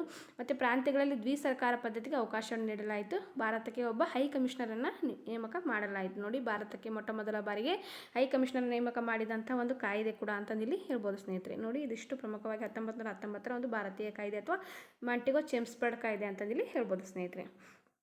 ಇನ್ನು ಮತ್ತು ಈ ಒಂದು ಕಾಯ್ದೆಯ ಪ್ರಕಾರ ಸ್ವಯಂ ಆಡಳಿತವುಳ್ಳ ಸ್ಥಳೀಯ ಸಂಸ್ಥೆಗಳಿಗೆ ಅಭಿವೃದ್ಧಿ ಭರವಸೆ ನೀಡಲಾಯಿತು. ಕೇಂದ್ರದ ಬಜೆಟ್ನಿಂದ ಪ್ರಾಂತ್ಯಗಳ ಬಜೆಟನ್ನು ಬೇರ್ಪಡಿಸಲಾಯಿತು. ಪ್ರತ್ಯೇಕ ಚುನಾವಣಾ ಮತಗಟ್ಟೆ ವ್ಯವಸ್ಥೆಯನ್ನು ಮುಸ್ಲಿಂ, ಸಿಖ್, ಆಂಗ್ಲೋ ಭಾರತೀಯರಿಗೆ ಮತ್ತು ಯುರೋಪಿಯನ್ನರು ವಿಸ್ತರಿಸಲಾಯಿತು. ನೋಡಿ, ಪ್ರಮುಖವಾಗಿ ಈ ಒಂದು 1909ರ ಕಾಯ್ದೆಯಲ್ಲಿ ಬರೀ ಮುಸ್ಲಿಮರಿಗೆ, ಇದನ್ನು ಸ್ವಲ್ಪ ನೆನ್ಪಿಟ್ಕೋಬೇಕು ಸ್ನೇಹಿತರೆ ನೀವು. ನೋಡಿ, ಪ್ರಮುಖವಾಗಿ 1909ರ ಕಾಯ್ದೆ ಪ್ರಕಾರ ಓನ್ಲಿ ಮುಸ್ಲಿಮ್ಸ್, ಆದರೆ 1919ರ ಒಂದು ಕಾಯ್ದೆ ಪ್ರಕಾರ ಯಾರ್ಯಾರಿಗೆ ಅಂತಂದು ನೋಡಿ ಇಲ್ಲಿ ಇದು ಕನ್ಫ್ಯೂಸ್ ಕೂಡ ಆಗುತ್ತೆ ಸ್ನೇಹಿತರೆ. ಸೊ ಇಲ್ಲಿ ಅದಕ್ಕೆ ಇದನ್ನು ನೆನ್ಪಿಟ್ಕೋಬೇಕಾಗುತ್ತೆ. ಪ್ರತ್ಯೇಕ ಚುನಾವಣಾ ಮತಗಟ್ಟೆ ಇಲ್ಲಿ ಪ್ರಮುಖವಾಗಿ ಮತ್ತೆ ಯಾರ್ಯಾರಿಗೆ ವಿಸ್ತರಣೆ ಮಾಡಿದರೆ ಮುಸ್ಲಿಂ, ಸಿಖ್, ಆಂಗ್ಲೋ ಭಾರತೀಯರು ಮತ್ತು ಯುರೋಪಿಯನ್ನರಿಗೆ ಈ ಒಂದು ವ್ಯವಸ್ಥೆಯನ್ನು ಮಾಡಿದರು ಅಥವಾ ವಿಸ್ತರಣೆ ಮಾಡಿದರು ಅಂತಂದಿಲ್ಲಿ ಹೇಳ್ಬೋದು. ಇನ್ನು ಕೊನೆಯದಾಗಿ ಬರೋದು 1935ರ ಭಾರತ ಸರ್ಕಾರ ಕಾಯ್ದೆ ಸ್ನೇಹಿತರೆ. ಸೊ ಇದು ಏನಂದರೆ ತುಂಬ ಒಂದು ಇಂಪಾರ್ಟೆಂಟ್ ಆದಂಥ ಒಂದು ಕಾಯ್ದೆ ಕೂಡ ಹೌದು ಸ್ನೇಹಿತರೆ. ಒಂದು ಭಾರತ ಸಂವಿಧಾನಕ್ಕೂ ಕೂಡ ಇದು ಸಂಬಂಧಪಡುತ್ತೆ. ನೋಡೋಣ ಹಾಗಿದ್ರೆ ಏನು ಅಂತಂದು. ಭಾರತ ಸಂವಿಧಾನ ರಚನೆಗೆ ಈ ಕಾಯ್ದೆಯು ಬುನಾದಿಯಾಗಿದೆ. ಈ ಕಾಯ್ದೆ ರೂಪುಗೊಳ್ಳಲು ಮೋತಿಲಾಲ್ ನೆಹರು ಅವರ ಒಂದು ಅಧ್ಯಕ್ಷತೆಯಲ್ಲಿ ತಯಾರಾದ 1928ರ ವರದಿಯ ಪ್ರಕಾರ ಇದನ್ನು ಏನಂತ ಕರೀತಾರೆ, ನೆಹರು ವರದಿ ಅಂತಂದು ಕೂಡ ಕರೀತಾರೆ ಸ್ನೇಹಿತರೆ. ಸೊ ಇದು ಇಂಪಾರ್ಟೆಂಟ್ ಆದಂಥ ಒಂದು ವರದಿಯಾಗಿದೆ. ನೋಡಿ, ನೆಹರು ವರದಿಯನ್ನು ಯಾವಾಗ ರಚನೆ ಮಾಡಿದರು ಅಂತಂದು ಒಂದ್ಸರಿ ಪ್ರಶ್ನೆ ಆಗಿತ್ತು. ಸೊ ಯಾವಾಗಂದರೆ 1928ರಲ್ಲಿ ಇದು ರಚನೆ ಮಾಡಿದರು. ನೆಹರು ಅಂತಂದರೆ ಈಗ ಇರುವಂಥ ಜವಾಹರ್ಲಾಲ್ ನೆಹರೂರವರಲ್ಲ, ಮೋತಿಲಾಲ್ ನೆಹರೂರವರು, ಜವಾಹರ್ಲಾಲ್ ನೆಹರೂರ ತಂದೆಯಾದಂತಹ ಮೋತಿಲಾಲ್ ನೆಹರೂರವರು ಸಲ್ಲಿಸಿದಂಥ ಒಂದು ವರದಿಯಾಗಿದೆ ಸ್ನೇಹಿತರೆ. ಸೊ ಇದು ಯಾವಾಗಂದರೆ 1928ರಲ್ಲಿ ನಡೆದಂಥ ಒಂದು ಘಟನೆಯಾಗಿದೆ. ಸಂವಿಧಾನದ ಬಹುತೇಕ ಅಂಶಗಳು ಈ ಕಾಯ್ದೆಯನ್ನು ಆಧರಿಸಿ ರಚಿಸಲಾಗಿದೆ. ಈ ಕಾಯ್ದೆಯು ಭಾರತಕ್ಕೆ ಸಂಪೂರ್ಣ ಜವಾಬ್ದಾರಿಯುತ ಸರ್ಕಾರ ರಚಿಸಲು ಅವಕಾಶವನ್ನು ನೀಡಿತು. ಇದು ಬ್ರಿಟಿಷ್ ಭಾರತ ಪ್ರಾಂತ್ಯಗಳಿಗೆ ಮಾತ್ರ ಅನ್ವಯವಾಗದೆ ದೇಶೀಯ ಸಂಸ್ಥಾನಗಳಿಗೆ ಅನ್ವಯವಾದ ಅಂಶಗಳನ್ನು ಈ ಒಂದು ವರದಿ ಒಳಗೊಂಡಿತ್ತು ಅಂತಂದಿಲ್ಲಿ ಹೇಳ್ಬೋದು ಸ್ನೇಹಿತರೆ. ಇನ್ನು ಪ್ರಮುಖವಾಗಿ 1935ರ ಕಾಯ್ದೆಯ ಪ್ರಮುಖ ಅಂಶಗಳನ್ನು ನೋಡಿ. ಈ ಒಂದು ಅಂಶದಲ್ಲಿ ಬ್ರಿಟಿಷ್ ಪ್ರಾಂತ್ಯಗಳು ದೇಶೀಯ ಸಂಸ್ಥಾನಗಳು ಆಶ್ರಿತ ರಾಜ್ಯರನ್ನೊಳಗೊಂಡ ಅಖಿಲ ಭಾರತ ಒಕ್ಕೂಟವನ್ನು ರಚಿಸಲು ಅವಕಾಶವನ್ನು ನೀಡಿತು. ಕೇಂದ್ರದಲ್ಲಿ ಸರ್ಕಾರವನ್ನು ಸ್ಥಾಪಿಸಲಾಯಿತು. ಭಾರತೀಯ ರಿಸರ್ವ್ ಬ್ಯಾಂಕ್ ಸ್ಥಾಪನೆಗೆ ಅವಕಾಶವನ್ನು ನೀಡಿತು. ಮತ್ತು ಪ್ರಮುಖವಾಗಿ ಪ್ರಾಂತ್ಯಗಳಲ್ಲಿ ಸರ್ಕಾರ ಪದ್ಧತಿಯನ್ನು ರದ್ದುಗೊಳಿಸಿ ಪ್ರಾಂತ್ಯಗಳಿಗೆ ಸ್ವಾಯತ್ತತೆಯನ್ನು ನೀಡಲಾಯಿತು. ಮತ್ತು ಭಾರತದಲ್ಲಿ ಫೆಡರಲ್ ಕೋರ್ಟ್ ಸ್ಥಾಪನೆಗೆ ಅವಕಾಶವನ್ನು ನೀಡಲಾಯಿತು. ಇದೆಲ್ಲ ಪ್ರಮುಖ ಅಂಶಗಳು 1935ರ ಭಾರತೀಯ ಸರ್ಕಾರ ಕಾಯ್ದೆಯ ಪ್ರಮುಖ ಅಂಶಗಳು ಅಂತಂದಿಲ್ಲಿ ಹೇಳ್ಬೋದು ಸ್ನೇಹಿತರೆ. It is a important of ಒಂದು ಎಕ್ಸಾಮ್ ಅಂತಂದು ಹೇಳ್ಬೋದು. ಸೊ ಯಾಕಂತಂದರೆ ಎಲ್ಲ ಒಂದು ಎಕ್ಸಾಮ್ಗಳಿಗೂ ಕೂಡ ಇಂಪಾರ್ಟೆಂಟ್ ಆದಂಥ ಒಂದು ಟಾಪಿಕ್ ಸ್ನೇಹಿತರೆ. ಯಾಕಂದರೆ ಈ ಒಂದು 1935ರ ಒಂದು ಭಾರತ ಸರ್ಕಾರ ಕಾಯ್ದೆ ಬಗ್ಗೆ ಸಾಕಷ್ಟು ಬಾರಿ ಎಕ್ಸಾಮ್ಗಳಲ್ಲಿ ಪ್ರಶ್ನೆ ಆಗ್ತಾ ಇರ್ತವೆ. ಸೊ ಅದಕ್ಕೆ ನಾವು ಇಲ್ಲಿ ತುಂಬ ಒಂದು ಇಂಪಾರ್ಟೆಂಟ್ ಆದಂಥ ಒಂದು ಥಿಂಗ್ ಆಗಿದೆ. ಮತ್ತು ನೋಡಿ, ಇದೆಷ್ಟು ಎಲ್ಲಂದರೆ ಪ್ರಮುಖವಾಗಿ ಇವೆಲ್ಲ ಒಂದು ಆ್ಯಕ್ಟ್ಗಳ ಬಗ್ಗೆ ನಾನು ಅದೇ ಹೇಳಿದೆ ನಿಮಗೆ. ಎಕ್ಸಾಮ್ ಪರ್ಪಸ್ ತುಂಬ ಒಂದು ಇಂಪಾರ್ಟೆಂಟ್ ಆಗಿವೆ. ಒಂದು TETಗೆ ಸಂಬಂಧಪಟ್ಟಂತೆ ಈ ಒಂದು ಪಾಠಕ್ಕೆ ಸಂಬಂಧಪಟ್ಟಂತೆ ಎಷ್ಟು ಪ್ರಶ್ನೆಗಳು ಎಲ್ಲ ಒಂದು ಎಕ್ಸಾಮ್ಗಳಲ್ಲಿ ಕೂಡ ಬಂದಿರ್ತಾವೆ ಸ್ನೇಹಿತರೆ. ಸೊ ನಾನು ಅದೇ ಹೇಳಿದೆ, ಲಾಸ್ಟ್ ಒಂದೇ ಎಕ್ಸಾಮ್ನಲ್ಲಿ ಪ್ರಮುಖ 4 ಪ್ರಶ್ನೆಗಳು ಇದೇ ಒಂದು ಪಾಠದಿಂದ ಬಂದಿದ್ದವು. ಸೊ ಅದಕ್ಕೆ ನಾನು ಏನು ಮಾಡಿದೆ, ಸುಮ್ಮನೆ ಪಾಯಿಂಟ್ಸ್ ಹೇಳಿದ್ರೆ ನಿಮಗೂ ಕೂಡ ಅರ್ಥ ಆಗಲ್ಲ ಅನ್ನೋ ಒಂದು ಉದ್ದೇಶದಿಂದ ಎಲ್ಲ ಒಂದು ಅಂಶಗಳನ್ನು ಮತ್ತು ಇಲ್ಲಿ ಪ್ರಮುಖವಾಗಿ ಅವುಗಳ ಲಕ್ಷಣಗಳನ್ನು ಒಂದು ಪ್ರಾಮುಖ್ಯತೆಯನ್ನು ಹೇಳಿದರೆ ನಮಗೂ ಕೂಡ ಯೂಸ್ ಆಗುತ್ತೆ ಮತ್ತು ನಿಮಗೂ ಕೂಡ ಯೂಸ್ ಆಗುತ್ತೆ ಎಂಬ ಒಂದು ಉದ್ದೇಶದಿಂದ ಈ ಒಂದು ಕ್ಲಾಸನ್ನು ಮಾಡಿದೆ ಸ್ನೇಹಿತರೆ. ನೋಡಿ ಸ್ನೇಹಿತರೆ, ಇಷ್ಟಕ್ಕೆ ಈ ಒಂದು ಕ್ಲಾಸನ್ನು ಎಂಡ್ ಮಾಡ್ತೀನಿ. ಈ ಒಂದು ವಿಡಿಯೋ ಲೈಕ್ ಆದರೆ ಲೈಕ್ ಬಟನ್ ಒತ್ತೋದನ್ನು ಕೂಡ ಮರಿಬೇಡಿ.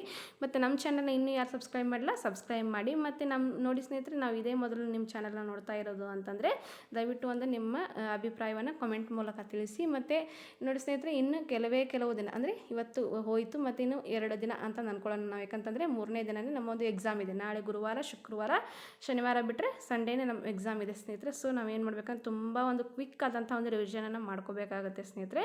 ಸೊ ನಾನು ಅದೇ ಹೇಳಿದೆ, ನಿಮ್ಮ 10th ಸ್ಟ್ಯಾಂಡರ್ಡ್ ಸಂಬಂಧಪಟ್ಟಂಥ ಕ್ವಶನ್ಸ್ಗಳನ್ನು ನಾನು ಖಂಡಿತ ಕೊಡ್ತೀನಿ. ಯಾಕಂತಂದರೆ ಈ ಒಂದು ಲೆಸನ್ ಯಾಕಂದರೆ ಇಂಪಾರ್ಟೆಂಟ್ ಆಗಿತ್ತು ಅಂತ ನಾನು ಅದೇ ಹೇಳಿದ್ದೀನಿ, ಪದೇ ಅದೇ ಹೇಳ್ತಾ ಇದ್ರಿ. ಸೊ ಇದು ಕೂಡ ಇದಾಗಲ್ಲ, ನಾನು ಆ ಒಂದು ಪಾಯಿಂಟ್ಸ್ಗಳನ್ನು ಕೂಡ ನಾನು ನೆಕ್ಸ್ಟ್ ಕ್ಲಾಸ್ನಲ್ಲಿ ಮಾಡ್ತೀನಿ ಅಂತ ಹೇಳ್ತಾ ಎಲ್ಲರಿಗೂ ಕೂಡ ಶುಭವಾಗಲಿ. Thank you so much for watching.